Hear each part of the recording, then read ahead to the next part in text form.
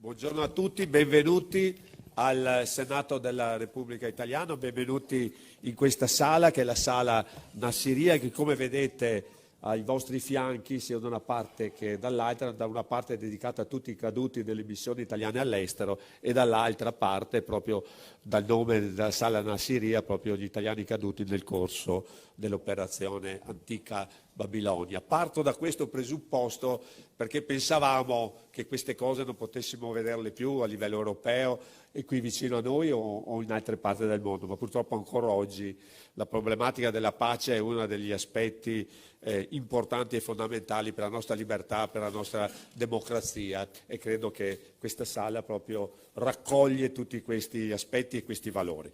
Ma oggi siamo qui in conferenza stampa per avere su un altro contesto, quello delle opportunità per la pubblica amministrazione e non solo, che è il conto termico. Proprio per questo motivo vorrei in primis ringraziare la Presidente nazionale dell'ANCI, Federica Brancaccio, che è qui con noi. ANCI è un mio concittadino. ANCI, ho detto ANCI? Sì, ma va bene, è mio ANCI, sindaco. Associazione Nazionale Costruttori Edili, che così possiamo sbagliare, quindi la Presidente nazionale dell'Associazione Nazionale Costruttori Edili, Federica Brancaccio. Facciamo un applauso, ragazzi. Abbiamo recuperato bene? Bene. Poi vorrei ringraziare il Presidente del GSE, il mio amico Paolo Arrigoni. Grazie Antonio, buongiorno. Mi permetto di dire il mio amico Paolo Rigoni perché siamo stati colleghi nella scorsa legislatura qui al Senato come questori del Senato, e tra le tante cose che giustamente nella vita si dimenticano, ma se si ricorda, abbiamo superato quei momenti tragici del Covid con tutto quello che ne è stato, e gestire la presenza delle persone, dei senatori, dell'Aula, per far continuare l'aspetto legislativo senza poterlo fare mancare alla nostra nazione è stato uno degli aspetti complessi, ma che siamo riusciti a gestirli insieme, e poi c'è un'amicizia che ci lega proprio non solo per questo, ma per molte altre considerazioni. Saluto altrettanto Alessandro Gerotto, Presidente dell'Associazione Nazionale Costruttori Edili del Veneto.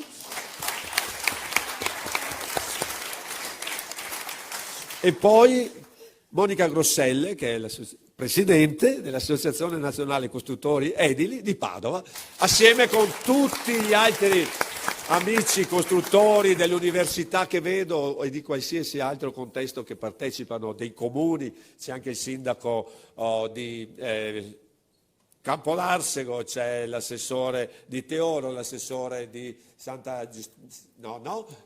Giorgio delle Pertiche, e mi fermo, se no faccio anch'io errori di altro genere, e molti altri. Ecco, saluto tutti gli amici che sono qui presenti. Per continuare, qui con noi oggi in questa tavola, Denis Zoin, che è l'assessore ai lavori pubblici del Comune di Stra, che saluto e ringrazio di essere qui con noi, e Roberta Zanaboni, che è esperta in materia di partenariati. Ma l'abbiamo messa anche un po' sul sorriso, giustamente, come devono essere le cose possono essere precise, importanti, con serietà, ma senza dimenticare che il contesto della vita è tante volte un sorriso, riesce a risolvere anche dei rapporti tra la pubblica amministrazione, il privato o fra di noi, tantissime cose che in altre situazioni per caso non si risolvono. Un po' di attenzione, un po' di quel che si dice, di buone maniere, sono le cose fondamentali nella vita di tutti i giorni. Ma entriamo nel merito di questa conferenza stampa, sono fatto solo 2 appunti veloci.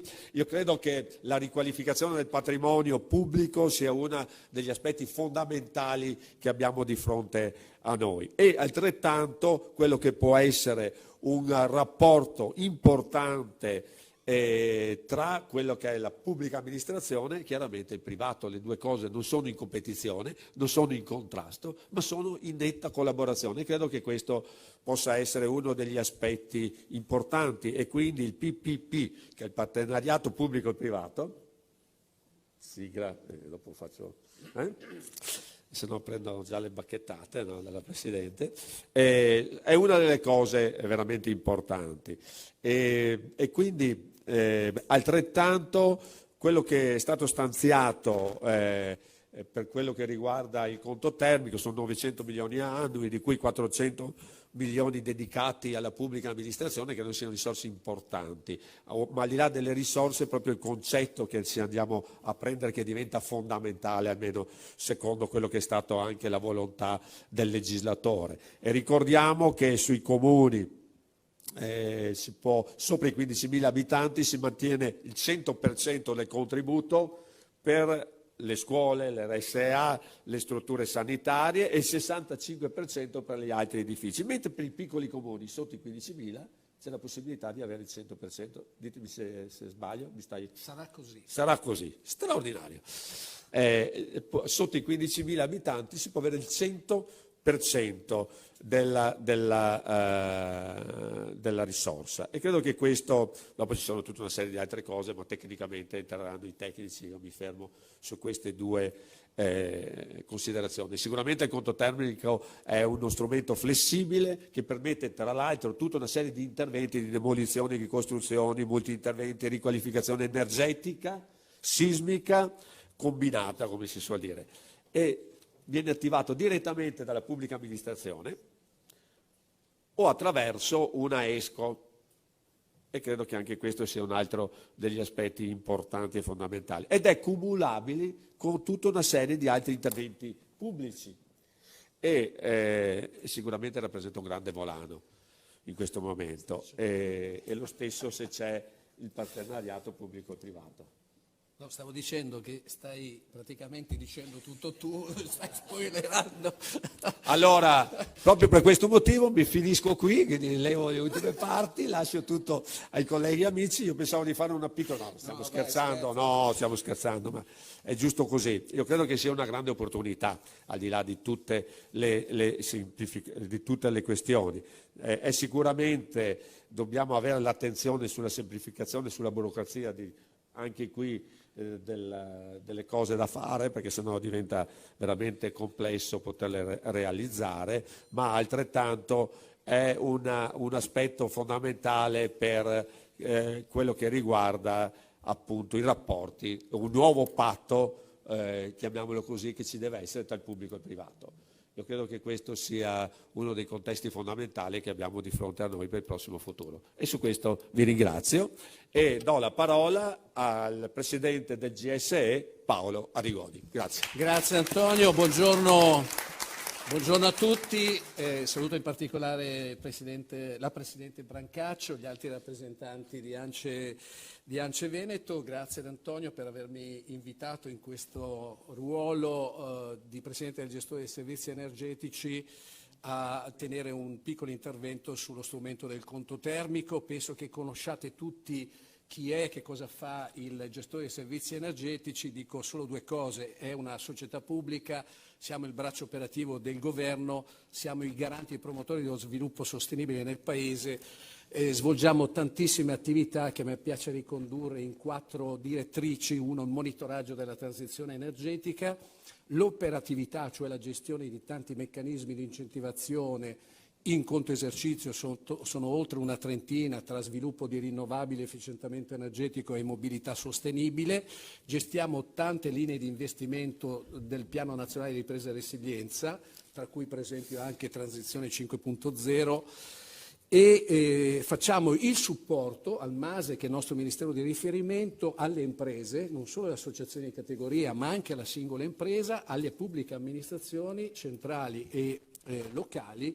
E poi facciamo la promozione, perché da quando ci siamo insediati, ci siamo accorti che nonostante il nostro ruolo sia centrale nella transizione energetica, non tutte le PA, i sindaci in particolare, alcuni comuni, non tutte le imprese ci conoscevano, e quindi da 2 anni a questa parte usciamo sul territorio anche attraverso un nostro roadshow, Diamo Energia al Cambiamento. Peraltro 1 anno fa siamo andati anche a Padova, in provincia di Padova.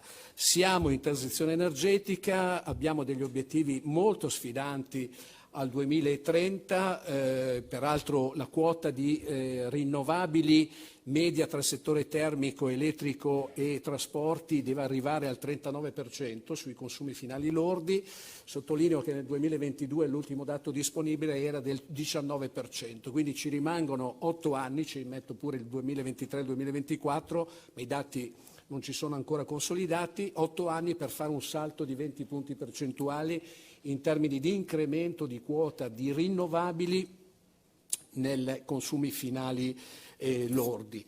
Ovviamente il ruolo del settore civile, pubblico e privato è fondamentale. Pensate che il parco immobiliare consuma il 40% dei consumi totali italiani e che è responsabile del 36% delle emissioni climalteranti che sono ritenuti dalla comunità scientifica internazionale i responsabili dell'aumento di temperatura del pianeta.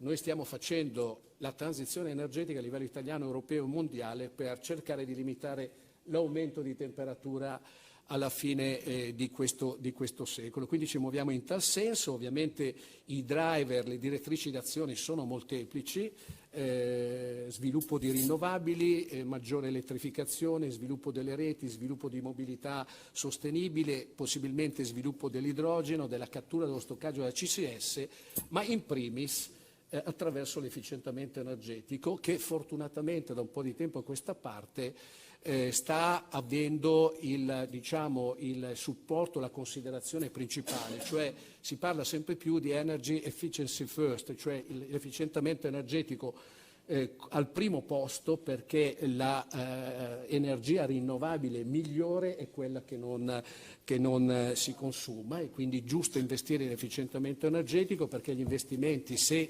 ponderati bene attraverso approcci integrati, consentono un rientro in un numero di anni limitato, perché se ne consegue una riduzione dei consumi, una minore emissione di polveri sottili e sostanze climalteranti, una minore dipendenza energetica che, lo ricordo, è molto alta nel nostro Paese. Noi dipendiamo verso l'estero per il 75% di tutta l'energia che consumiamo, contro una media europea del 57%, cioè il gap di nostro svantaggio è addirittura del 17%. Dopodiché come Paese ci stiamo preparando per recepire le direttive europee. Io mi limito e rimango nel campo dell'efficientamento energetico, che è la direttiva Case Green, le PBD, e la direttiva efficientamento energetico che più di altre impatta su degli obblighi che devono essere adempiuti da parte della pubblica amministrazione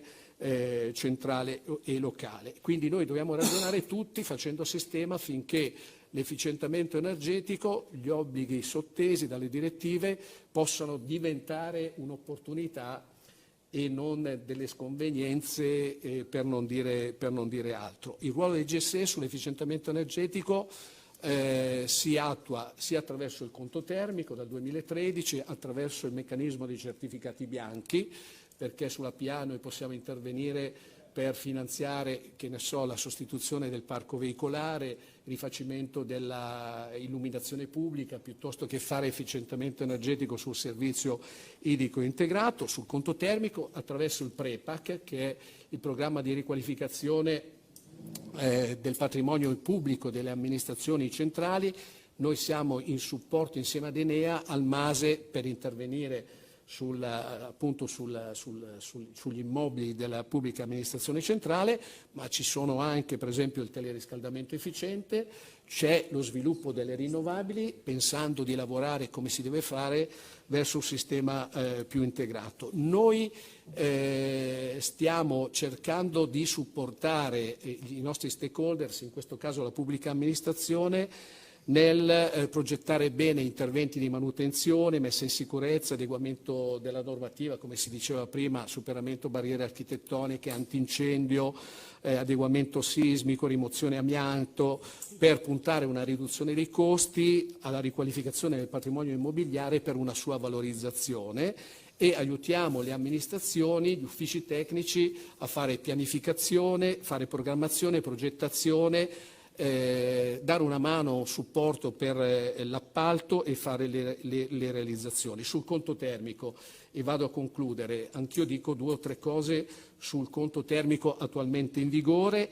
Sono contributi a fondo perduto per la pubblica amministrazione, 400 milioni, peraltro da un anno a questa parte, perché fino a un anno fa erano 200 milioni, quindi 400 milioni per la riqualificazione energetica del patrimonio immobiliare della pubblica amministrazione e 500 milioni per i privati per fare piccoli interventi di produzione di energia termica da fonte rinnovabili.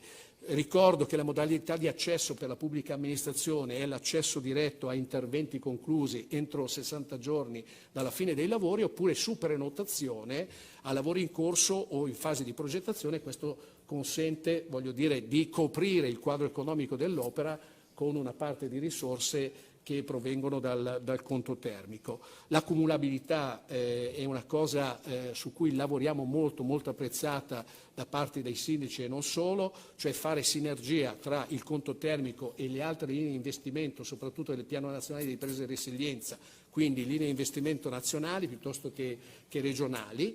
Qualche dato caratteristico, statistico: dal 2013 al 2024 sono state oltre 800.000 le domande che abbiamo ricevuto, nel 2024 120.000, un più 24% sul 2023, e in totale in questi anni 2013 e 2024 sono state fatte richieste per quasi 3,8 miliardi di euro. Quindi numeri più importanti. Ripeto, si va sempre più affermandosi il principio del sistema integrato. Sul conto termico 3.0, prima qualcuno mi diceva quando esce. Allora, lo schema, come sapete, è all'attenzione della conferenza unificata. Le regioni hanno chiesto alcune modifiche che sono in valutazione da parte del MASE. Una tempistica, non è la mia, ma fonti del MASE dicono che maggio-giugno potrebbe il decreto essere firmato e quindi visto. Poi per la operatività e l'esecutività bisognerà aspettare altri 90 giorni, perché nel frattempo noi dovremo fare le regole operative, quindi diciamo settembre come mese di riferimento. Cosa ha in più il conto termico 3.0 rispetto all'attuale conto termico? Innanzitutto un'estensione della platea dei beneficiari. Ci sarà anche il settore terziario e gli enti del terzo settore che potranno beneficiare di questo strumento molto importante. Sottolineo un terziario che fino ad oggi non era coperto da alcun meccanismo di incentivazione. Potranno essere finanziate le infrastrutture di ricarica per la mobilità elettrica, gli impianti fotovoltaici abbinati a sistemi di accumulo, abbinati a pompe di calore elettriche per i sistemi di climatizzazione. Potranno essere sostituiti gli impianti di climatizzazione con allaccio alle reti di teleriscaldamento, oppure con sistemi di climatizzazione con impianti di microgenerazione. Cosa molto importante, l'adeguamento delle spese ammissibili dei massimali, un adeguamento atteso da tutti, dalle imprese e dalla pubblica amministrazione, perché nel frattempo è aumentato il costo dei materiali e, come diceva prima Antonio, il 100% del contributo che oggi vale per ospedali, case, scuole e negli ultimi mesi da RSA pubbliche, il 100% sarà esteso anche per tutti gli interventi di pubblica amministrazione, sul patrimonio della pubblica amministrazione nei comuni sotto i 15.000 abitanti. Ricordo che c'è lo stop alle caldaie a gas, questo per direttiva europea, cosa che io personalmente non condivido, perché ritengo che il gas, che è ancora un fossile ma è di accompagnamento alla transizione energetica, quindi ecobonus,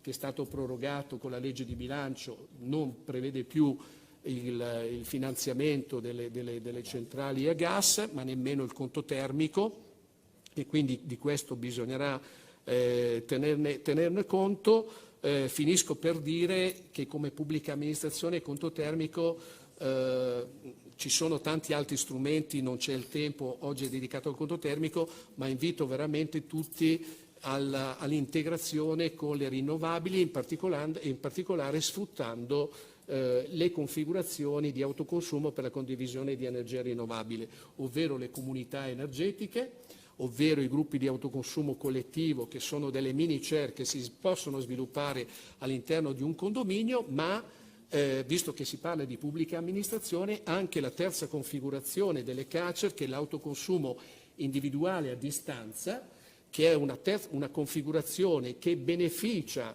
della tariffa premio incentivanti, ma che può essere esercitata da un singolo soggetto. Può essere questo soggetto un'impresa, ma può essere anche una pubblica amministrazione che ha ovviamente nel suo territorio più utenze, scuole, municipio, biblioteca, impianti sportivi. Se la pubblica amministrazione realizza uno o più impianti sempre nell'ambito della cabina primaria, la condivisione virtuale dell'energia dà diritto alla tariffa premio incentivante.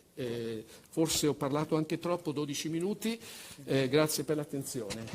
Grazie al Presidente del GSE Paolo Arrigoni. Saluto anche il collega che ho visto un secondo fa, il senatore Luca De Carlo, che ci aveva fatto visita, ma sta votando in aula, quindi è dovuto, credo, riscappare perché non lo vedo più, ma un saluto va fatto. E diamo la parola alla Presidente dell'ANCE, Federica Brancaccio. Sì, buongiorno a tutti, grazie al Senatore Del Poli, al Presidente Arrigoni, agli amici veneti. Prima mi vedevate sorridere, ringrazio il Senatore Del Poli per aver alleggerito.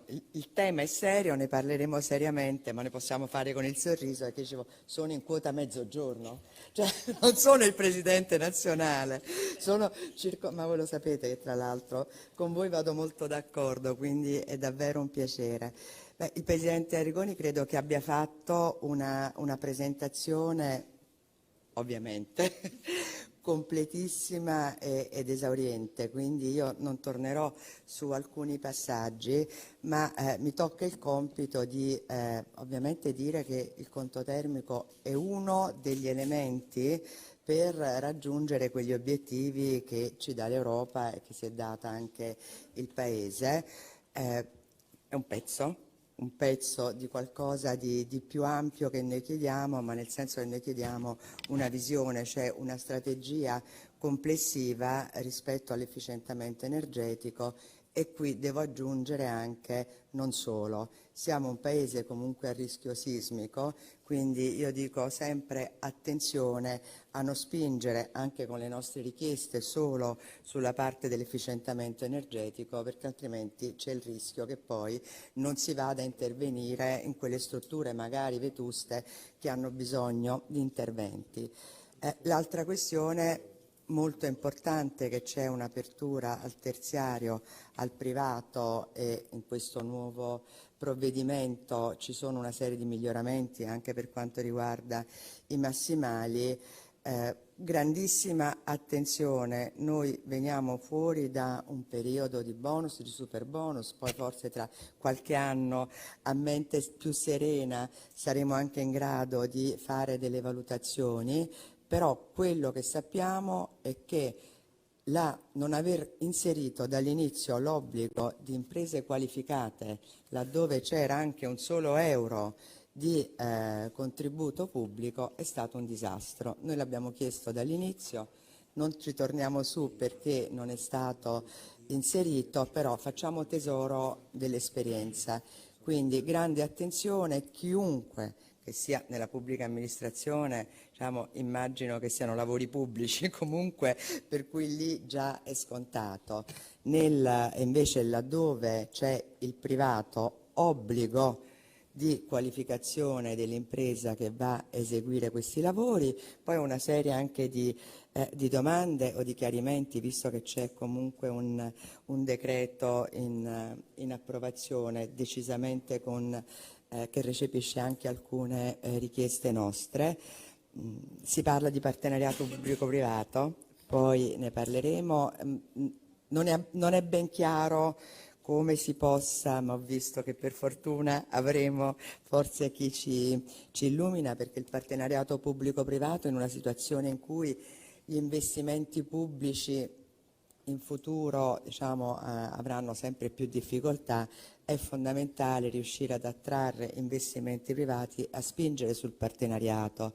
Però se da un lato credo che ci sia una consapevolezza generale di questo, dall'altro vediamo per esempio un codice dei contratti, e sto parlando dell'aspetto dei lavori pubblici, che in realtà penalizza un po' proprio il tema del partenariato pubblico-privato. Scusate, metto in mezzo tanti argomenti, perché appunto poi sul tema più preciso credo che il Presidente Arrigoni sia stato molto esaustivo, così come c'è un passaggio per esempio su questa opportunità, sto parlando del decreto a farsi, di ampliamento di premialità di volumetria del 25%, anche qui non è ben chiaro, quindi non so se già in questa sede ci possono essere dei chiarimenti, oppure se sarà, diciamo, rispetto al provvedimento, perché diceva il Presidente Arrigoni che poi ci sarà un periodo di regolamentazione, quindi credo di spiegazioni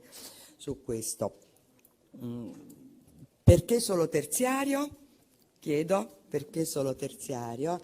Non sto chiedendo residenziale, perché probabilmente sul residenziale andrà fatto, insomma, altre misure. Cioè, 900 milioni sembrano tanti, ma sono pochissimi per quello che si deve andare ad affrontare. Però perché solo terziario? Perché non magari anche, non so, capannoni, industrie, non so se è stata una scelta dovuta appunto alla limitatezza delle risorse. Per il PNRR c'è questo 1,4 miliardi, interamente però destinato all'ESCO. Non siamo tanto contenti, però capiamo che c'è stata un'esigenza di velocità qui. Quindi probabilmente il motivo è stato questo, collegato al PNRR, però anche qui facciamo tesoro delle esperienze. Se l'ESCO fanno i general contractor come l'hanno fatto sui bonus edilizi, può venire fuori un problema. Quindi anche lì obbligo di imprese qualificate. Ho visto che c'è la possibilità perché la pubblica amministrazione ha sempre avuto difficoltà a dover anticipare le somme, mi sembra che ci sia anche invece la possibilità di chiedere degli acconti, ma forse Presidente tu l'avevi accennato nel tuo intervento, la possibilità laddove c'è invece l'intervento privato che magari il finanziamento possa arrivare direttamente all'impresa, ma questi sono tutte richieste che poi magari faremo in sede di definizione del decreto. Però appunto per noi la cosa più importante è avere un insieme di misure, di cui questa è una parte ed è una parte importante, con una visione strategica di che cosa si voglia fare. Grazie. Grazie alla Presidente Brancaccio. E darei la parola al Presidente dell'ANCE Veneto, Alessandro Gerotto. Mi permetto solo di dare purtroppo dei tempi, perché alle 2 c'è un'altra conferenza stampa e quindi noi dobbiamo, quindi 5 minuti a testa. In Europa si parla di 3 minuti, quindi pensate bene. Poi tolgono proprio l'audio. Sì, a prescindere che tu sei il Presidente della Repubblica, qualsiasi cosa ti tolgono l'audio. 5 minuti a testa, prego, grazie. Grazie a tutta la delegazione veneta che è arrivata qui a Roma. Ci tenevo particolarmente perché la nostra funzione di ANCE è proprio quello di portare nel Veneto e in tutti i territori e soprattutto avere l'interlocuzione con i sindaci. Noi vogliamo essere i primi, visti che i 400 milioni avevamo già detto non basteranno, vogliamo essere già pronti. Voi non avete idea di quanti sindaci mi scrivono per avere degli incontri, per capire prima come muoversi. Siamo pronti, siamo una bella squadra e vogliamo essere sul territorio presenti e soprattutto dare le risposte. Io vi ringrazio ancora tutti quanti, lascio la parola visto i tempi stretti. Grazie Alessandro Gerotto. Io colgo l'occasione per salutare anche un amico che è stato un po' quello che ci ha dato l'idea della conferenza stampa di oggi, che è l'amico Giulio Ruffato, che vedo qui di fronte. Grazie Giulio. E diamo la parola alla Presidente dell'ANCE, Monica Grosselli di Padova. Prego. Grazie senatore. Buongiorno a tutti, ribuongiorno. Allora, chi parla per ultimo, voglio dire di tutti i miei presidenti che mi hanno preceduto, è sempre una difficoltà in più perché ovviamente già è stato detto molto. Noi a livello territoriale, posso dire che a livello nazionale vengono portate avanti le istanze delle imprese in maniera egregia e noi nel territorio cerchiamo di calarlo nel miglior dei modi ed essere sempre un interlocutore a disposizione anche della pubblica amministrazione. Ecco, quello che io vedo qua oggi veramente credo sia veramente un buon risultato, perché da sempre noi riteniamo che il far sistema, il condividere, noi qui siamo in tanti, con ruoli diversi, siamo imprenditori, siamo presidenti di categoria, abbiamo molti tecnici, amministratori di comuni e quindi il trovarsi e il condividere, ognuno con il proprio ruolo, nel rispetto del proprio ruolo, ma condividere visioni e proprio lavorare per il cittadino, perché poi noi qui siamo per lavorare per il cittadino, siamo tutti a disposizione dei cittadini, credo sia veramente un grande risultato. Per cui veramente io credo che questa sala sia il risultato più bello che potevamo portare oggi. Grazie veramente al senatore per questo invito e lascio parola ai relatori perché credo che loro abbiano da dirci, illuminare veramente su questo aspetto. Grazie Presidente, grazie a Monica Grosselle. Diamo la parola a Denis Ezui, assessore ai lavori pubblici del Comune di Stra. Prego. Buongiorno a tutti. Ricordando i tempi.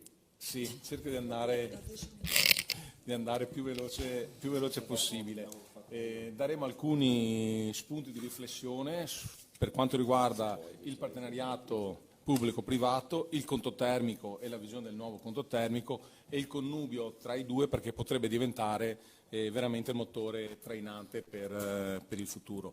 Stiamo arrivando ormai alla fine dei vari bonus che ci sono stati negli ultimi anni, il PNRR sta arrivando alla conclusione perché è destinato a chiudere a giugno del 2026, quindi ci troviamo in un momento, in una fase di transizione.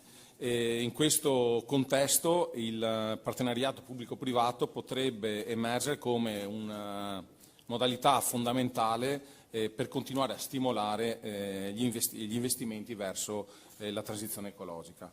Il partenariato pubblico-privato consiste in breve in un intervento, in un contratto tra l'ente pubblico e un privato a lungo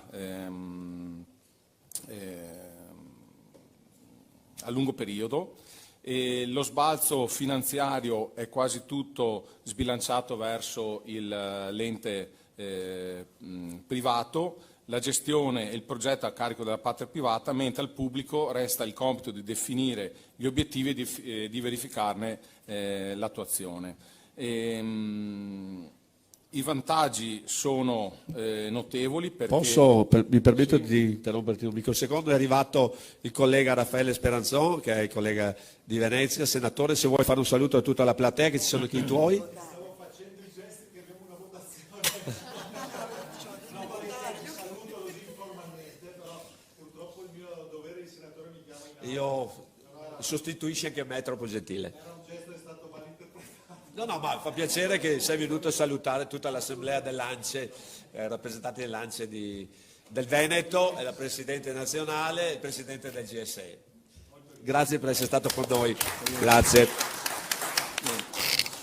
Alcuni dei vantaggi del partenariato pubblico-privato è quello di colmare il gap delle risorse economiche che vengono anticipate in questo modo dal partner privato. C'è la possibilità in questo modo di rigenerare il patrimonio edilizio, il trasferimento del rischio viene portato all'operatore economico e si dovrebbe avere un risultato sicuro di performance sia in termini di costi che di tempi. ne devo per forza di cose saltare qualcuno perché altrimenti andiamo... Però colgo l'occasione, finché tu guardi cosa salti, che noi la rifaremo in Veneto. So che Gerotto non vuole perché lui vuole venire a Roma, ma però ha suonato questo con la Grosselle e la faremo a Padova. Sto scherzando chiaramente, però credo che sia un aspetto importante per fare dei territori. Vedo anche colleghi sindaci e amministratori, perché con loro ci mettiamo d'accordo nei territori per farlo, perché credo che sia un'opportunità importante da far conoscere e spiegare soprattutto, perché è una cosa che uno dice conto termico, però non sa le modalità, le forme, eccetera. Chi conosce sa poi poter comprendere e quindi arrivare all'obiettivo nel miglior modo possibile. Scusa, ti ho interrotto 2 volte, chiedo scusa. Gli interventi che possono essere eseguiti col partenariato pubblico-privato si dividono in 3 tipologie, quindi opere calde in cui viene il reddito e quindi l'intervento e la parte di finanziamento che viene fatto si ripaga con la gestione dei risparmi energetici dell'opera una volta conclusa. Le opere tiepide invece sono quelle in cui bisogna che l'ente pubblico aggiunga una parte della parte economica, quindi c'è bisogno di un contributo. Le opere fredde invece sono quelle opere in cui il privato realizza e gestisce l'opera e dà dei servizi all'ente pubblico che viene remunerato con un canone annuale.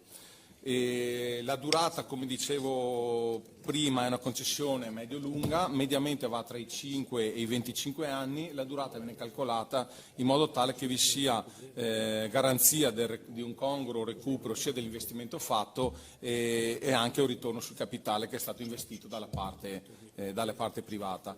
Viene eliminato il 49% che era il limite percentuale messo dal contributo pubblico, quindi si può superare anche il 49% dell'incentivo pubblico senza che questo incida sulla qualificazione dell'opera come concessione.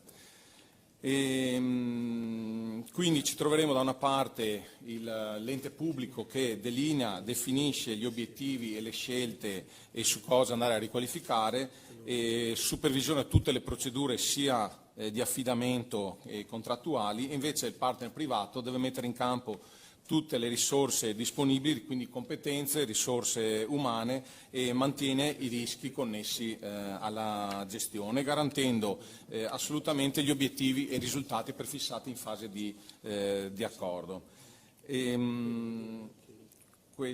Allora, tra le risorse che da cui il partenariato pubblico-privato può attingere ci sono appunto le risorse del player privato che mette a disposizione, risorse derivate dai risparmi energetici a seguito una volta che l'intervento viene eseguito, e poi anche una quota parte deriva dal minor costo della manutenzione ordinaria e straordinaria che si avrà dopo aver fatto l'intervento.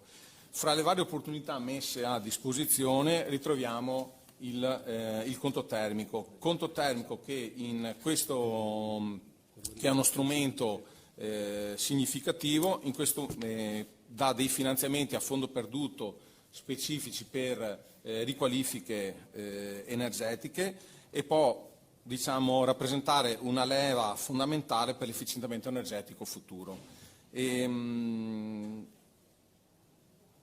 può accedere agli incentivi del conto termico? In sostanza tutti gli enti pubblici, comprese anche le società cooperative di abitanti, gli ex ACP e le società in house. Ha lo scopo di incrementare in modo importante l'efficientamento energetico degli edifici, la produzione di energia elettrica e creare sicuramente delle nuove opportunità per tutte le imprese del territorio. Dall'altra parte abbiamo gli enti pubblici che quindi hanno la possibilità di riqualificare il proprio patrimonio immobiliare, anche con interventi che non siano direttamente connessi all'adeguamento energetico, perché si può anche attuare alcuni interventi di adeguamento sismico. Abbiamo una riqualificazione sicuramente del comfort e una riqualificazione urbana generale degli edifici. Il conto termico sostiene una svariata gamma di interventi, può essere la coibentazione degli edifici, piuttosto che la sostituzione di infissi, installazione di pompe di calore e la produzione calda sanitaria con la pompa di calore. Le modalità con le quali si può accedere come ente pubblico al conto termico sono in sostanza due: una con la prenotazione degli interventi, quindi dell'incentivo, prima di dare avvio ai lavori, e l'altra con la rendicontazione, quindi a lavori ultimati. Chi può accedere al portale del GSE? Direttamente la pubblica amministrazione, oppure la pubblica amministrazione attraverso un EGE, quindi un esperto in gestione dell'energia, o una ESCO, e che agiscono all'interno del portale per conto dell'amministrazione. Gli interventi che possiamo andare a fare sono puntuali, quindi ad esempio la sostituzione del generatore di calore, multi-intervento e quindi più interventi all'interno dello stesso edificio. Si può fare anche la demolizione e la ricostruzione dell'edificio, anche con ampliamento, purché non superi il 25% del volume iniziale, e anche con lo spostamento fuori sedime, purché rimanga all'interno dello stesso comune. Ultimo punto, ma in realtà è quello, l'obiettivo principale per la pubblica amministrazione, è quello di trasformare tutto il patrimonio edilizio in edificio ENZEB, quindi a consumo, diciamo, zero da un punto di vista energetico. Questa sicuramente rappresenta una vera sfida, visti anche gli impegni che ci siamo presi con la direttiva europea, la 1791 del 2023, in cui tra l'altro l'articolo 5 che vediamo in questa slide mette al primo posto, quindi dà un ruolo fondamentale all'ente pubblico, viene investito in pratica di un ruolo guida nella transizione verso l'efficienza energetica. Gli Stati membri si sono presi e impegnati a ridurre i consumi energetici di almeno l'1,9% anno rispetto al 2021, sono stati divisi in scaglioni in base al numero di abitanti, quindi sotto i inferiori ai 50.000 sarà obbligatorio dal 31 dicembre 2026, mentre sotto i 5.000 dal 31 dicembre 2029. Questo, quindi si tratta di una transizione che sarà sicuramente strutturata e in cui la pubblica amministrazione è chiamata ad assumere un ruolo trainante per raggiungere gli obiettivi di neutralità climatica. Un altro impegno che ci siamo presi, però questo lo dobbiamo portare a termine entro ottobre 2025, deve essere costituito un inventario di tutti gli edifici pubblici con superficie superiore ai 250 metri quadri, inventario all'interno del quale dovrà essere contabilizzato il consumo di energia elettrica, riscaldamento e raffrescamento, e dovrà essere aggiornato con scadenza biennale. L'introduzione del conto termico, c'era una riflessione da fare sulla tipologia di edifici che abbiamo oggi degli enti pubblici. Il 60% degli edifici pubblici oggi si trovano sulle ultime 3 classi energetiche. Questo da un lato può, diciamo, dare una vista non ottimale della parte immobiliare, però ci dà anche un grosso stimolo per il futuro. Passo ad alcune introduzioni del conto termico 3.0. Non lasci più possibilità alla collega di intervenire. Mi sa che altrimenti non riesce più a... Non c'è più tempo, credo. Allora passo la parola alla mia collega, poi ci sarà modo. Grazie a Dennis Zouin. Però ecco, volevo dire che le slide sia del Presidente del GSE, che non ha fatto vedere però che ce le abbiamo, che tutta la parte fatta dall'Ance Veneto e quindi dall'assessore Zouin che che quelle che sta, dopo ve le facciamo avere a tutti, perché avendo le vostre mail vi facciamo avere tutta la documentazione e dopo vi aspettiamo tutti nell'altro incontro che faremo nel Veneto, compreso il Presidente del GSE. Quindi grazie. Passo la parola all'esperta in materia di partenariati, Roberta Zanaboni. Grazie Senatore, anzi... E la Presidente Brancaccio, chiaramente. Grazie Senatore per aver detto che metterete le slide a disposizione di tutti, perché io per questioni di celerità non le proietto adesso, anche perché essendo l'ultima a parlare volevo rispondere alla Presidente Brancaccio, che prima ha fatto una domanda, ma volevo anche raccogliere un'indicazione che ci ha dato il Presidente del GSE, fondamentale per quanto riguarda il partenariato pubblico-privato e il trattamento contabile e statistico dei finanziamenti pubblici per le operazioni di PPP. Comincio dalla domanda della Presidente Brancaccio. Lei dice, ma il partenariato pubblico-privato per spendere il conto termico, ma come? E soprattutto ha sottolineato che la normativa non aiuta i tempi celeri e soprattutto non aiuta i tempi contingentati della spendita di certa tipologia di risorse. Io però vorrei rispondere con una dichiarazione di apertura e di ottimismo.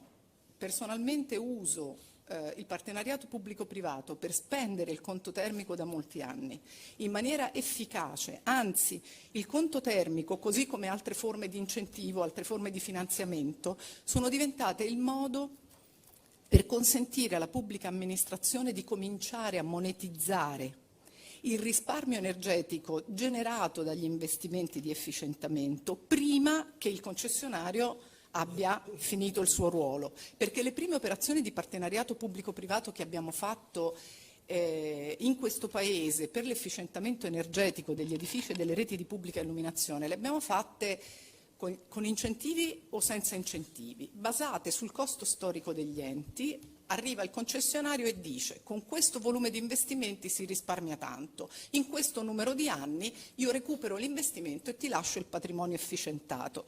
Quando abbiamo cominciato a imparare a spendere tutti i fondi pubblici disponibili, abbiamo speso il PORFESR 2014-2020, abbiamo speso il conto termico, abbiamo speso i titoli di efficienza energetica, spendiamo i fondi del PNRR, adesso speriamo in questo Repower EU, questo 1.381 milioni di euro che non sono pochi, per riqualificare il patrimonio energetico pubblico e grazie al fatto che oggi lo stanziamento del Repower EU riguardi l'edilizia residenziale pubblica, tutto sarà estremamente controllato, come la Presidente Brancaccio diceva prima, perché sono operazioni sul pubblico e quindi le imprese saranno certamente qualificate. Ma non solo, tutto passerà attraverso il GSE. Il GSE è il soggetto che controllerà quella spesa, che la erogherà e la cumulabilità di cui si è parlato prima tra il conto termico e altre forme di finanziamento pubblico, il GSE le potrà tenere sotto stretto controllo. Quindi tutto sta andando nella direzione di far funzionare le cose nel miglior modo possibile. Tornando al partenariato pubblico-privato, l'unico inciampo riguarda il Repower EU, perché noi abbiamo tempo fino alla metà del 2026 per assumere obbligazioni giuridicamente vincolanti, il che vuol dire che bisogna mettere in piedi delle operazioni che arrivino alla firma dei contratti con l'appaltatore privato o con il partner privato. Sono tutte e due operazioni lunghe, una per un motivo, l'altra per l'altro, per poi completare gli investimenti entro il 2028. Perché sono tutte e due lunghe le procedure? Mi piace dirlo agli amministratori pubblici perché si pensa che l'appalto tradizionale, più noto agli uffici, sia un sistema molto più rapido e molto più efficace per arrivare a spendere i fondi pubblici a tempo. La verità dei fatti è che non è necessariamente così, perché bisogna cominciare dalla programmazione, passare per la progettazione, aggiudicare le gare e poi firmare i contratti, laddove invece con il partenariato pubblico-privato, soprattutto quando è stimolata la presentazione di operazioni su iniziativa privata, è il privato che smarca tutta una serie di attività, perché progetta gli interventi, progetta la gestione del servizio post realizzazione, struttura il contratto, elabora un piano economico-finanziario dell'operazione, che è lo strumento di controllo del funzionamento della commessa. Il piano economico-finanziario, che tutti pensano sia sta seccatura da dover elaborare, da dover far asseverare a un soggetto qualificato per poi buttarlo in un cassetto, è in realtà lo strumento attraverso il quale tutti, il privato che esegue le attività, ma il pubblico che deve monitorare, perché il pubblico ha questa fondamentale funzione, deve programmare e poi deve monitorare, il pubblico può controllare costantemente, popolando il PEF con i dati di consuntivo periodicamente, può verificare se l'operazione sta funzionando oppure no e qual è l'aspetto dell'operazione, che è piuttosto complessa, che non sta funzionando effettivamente. Quindi partenariato pubblico-privato sì, la normativa più recente ha un pregio e un difetto da questo punto di vista per la spendita di questa tipologia di fondi e di incentivi. Il pregio è stato quello di aver voluto anticipare la competizione tra i privati a un momento antecedente alla nascita della prelazione del promotore. Perché il punto è, se voi leggete il decreto legislativo 36 dopo il correttivo, è evidente che si stia cercando di arrivare lì. Questo però rallenta molto la procedura, perché diventa una procedura in più fasi. Vi dico però che se la pubblica amministrazione decide di utilizzare questo strumento e lo fa con correttezza, i tempi sono comunque utili per arrivare ad assumere le obbligazioni giuridicamente vincolanti, faccio riferimento a REPowerEU, entro la metà del 2026. Che cosa dice il nuovo testo dell'articolo 193? Lo trovate nelle slide, detto con più tranquillità, adesso io vado un po' di corsa. Dice che ci sono 2 procedure, non ce ne sono 22, ce ne sono 2 di procedure che possono essere messe in campo per spingere i privati a portarvi i progetti, detto brutalmente. La prima è quella di un privato che arriva su operazioni programmate o non programmate dalla pubblica amministrazione nel campo dei lavori o dei servizi, con una proposta del tutto spontanea. Il privato non è obbligato a inviare una previa manifestazione di interesse a presentare l'operazione, lo fa solo se ed in quanto abbia la necessità di dati e di sopralluoghi allo scopo di poter elaborare la proposta. Ma se per caso quel privato, per 1000 motivi, fosse nella condizione di avere i dati disponibili, può presentare la proposta, articolo 193,3, direttamente sul tavolo dell'amministrazione.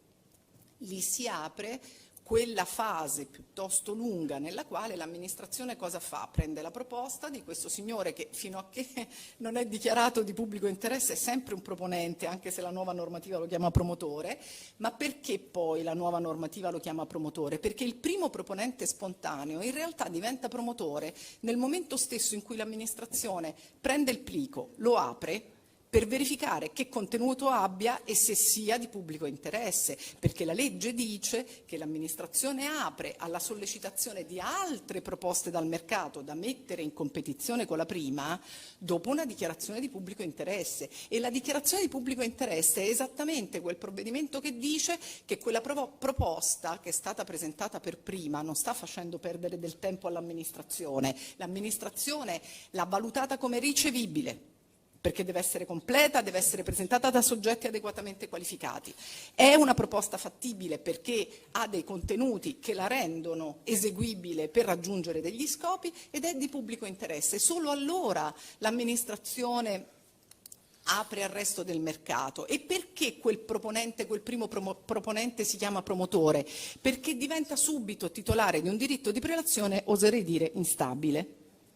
Il diritto di prelazione del promotore dei commi 193,3 e seguenti del codice è instabile perché? Perché quando l'amministrazione sollecita il mercato a presentare proposte concorrenti, quel diritto di prelazione si stabilizza se non si presenta nessuno, o si stabilizza a beneficio del promotore nel momento in cui altre proposte vengano ritenute diciamo, meno appetibili della prima. Se invece le proposte che arrivano dal mercato, messe in competizione con la prima, diventano più interessanti per l'ente, il diritto di prelazione si stabilizza certamente a vantaggio di un altro dei proponenti. A quel punto parte la gara di confronto competitivo del promotore col mercato, lì c'è la prelazione, ma il confronto competitivo si è sviluppato prima che la prelazione sorgesse. La prelazione sorge solo in quel momento lì.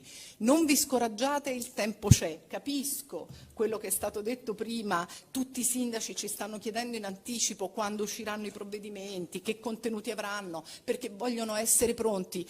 Io stessa sono stata incaricata da una serie di clienti pubblici e privati, siamo ai blocchi di partenza, stiamo aspettando soltanto i provvedimenti. Quello di attuazione dell'articolo 1,503 della legge di stabilità 2025 per il Repower EU, il miliardo 381 milioni di euro per la riqualificazione dei beni di proprietà degli ex IACP, e non solo, perché adesso è aperto il finanziamento anche a favore degli enti locali, cosa che non era sotto il super bonus, e poi stiamo aspettando il conto termico 3.0 nella speranza che siano cumulabili. Vorrei dire un'ultima cosa. Il Presidente del GSE all'inizio del suo intervento ha detto una cosa che è stata musica per le mie orecchie, perché ha detto che gli incentivi che arrivano attraverso il GSE sono incentivi in conto esercizio. Sa, Presidente, lo so che lei...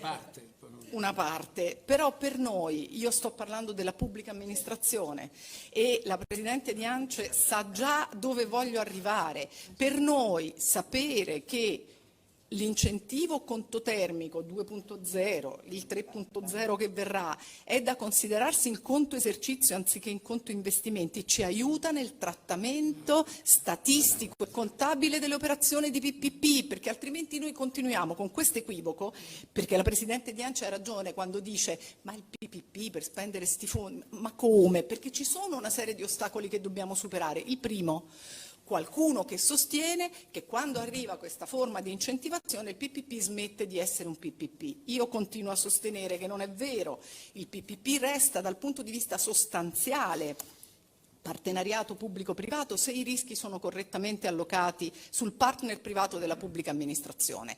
Rischia di cessare di essere un PPP a fini statistici e contabili se sfondiamo con il cumulo degli incentivi e dei finanziamenti pubblici il 50% del valore dell'investimento previsto da Eurostat.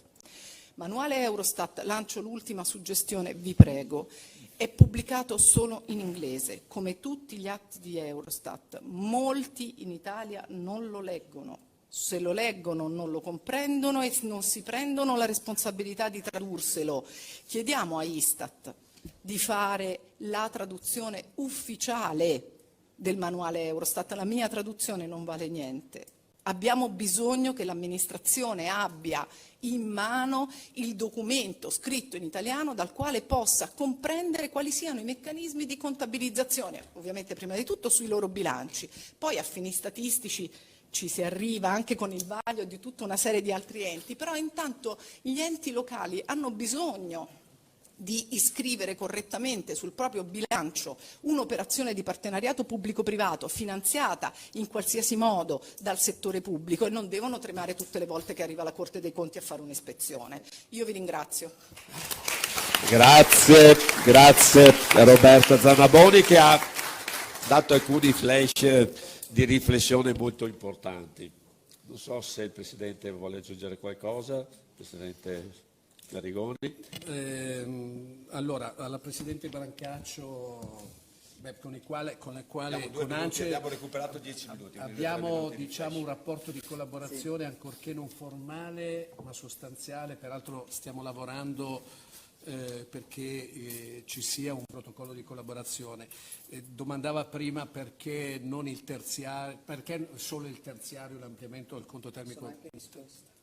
Mi sono anche risposta. Due motivi. Uno perché il budget annuale a disposizione di 900 milioni è limitato, due perché l'ampliamento del conto termico consegue a delle disposizioni normative, c'è anche il piano di azione della qualità dell'aria, insomma. E dopodiché anche perché il settore industriale, per esempio, dal fronte della produzione di energia termica da rinnovabile, cosa che, ripeto, il conto termico finanzia, ma per potenze sotto i 2 mega termici, avrà una soddisfazione con il cosiddetto FER-T, di cui c'è in corso una consultazione che andrà a sostenere produzione di energia termica da rinnovabile per potenze sopra i 2 mega.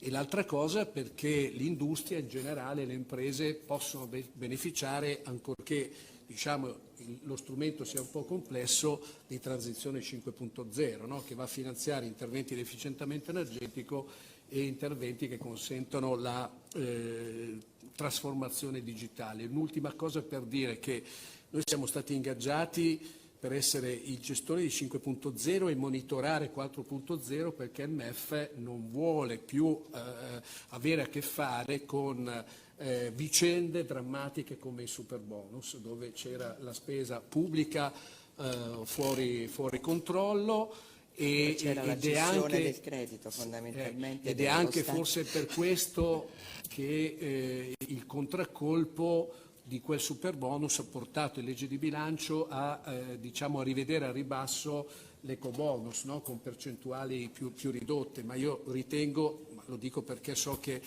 c'è un tavolo di lavoro tra il MASE e il MEF che vuole individuare un nuovo strumento di incentivazione per poter intervenire sull'edilizia residenziale e quindi andare ad adempiere agli obblighi della direttiva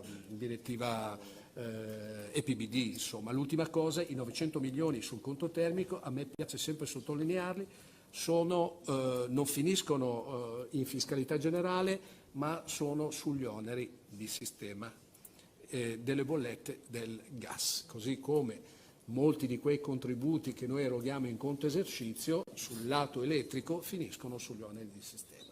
Questo per dire che questo governo lo sta ponderando molto bene, la messa a punto di strumenti di incentivazione che rispettino un equilibrio di sostegno allo sviluppo di rinnovabili piuttosto che efficientamento energetico, con un impatto equilibrato sugli oneri, insomma, che è una cosa assolutamente importante. Insomma.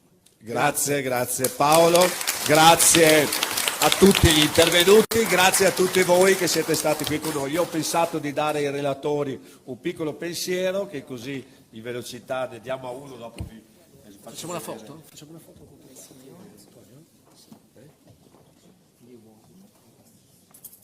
Sì, facciamo la foto prima. Ve lo passo.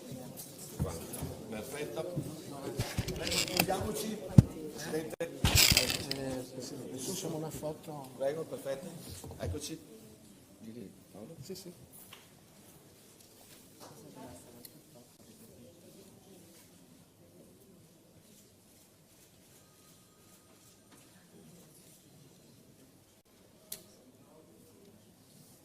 Bene, grazie.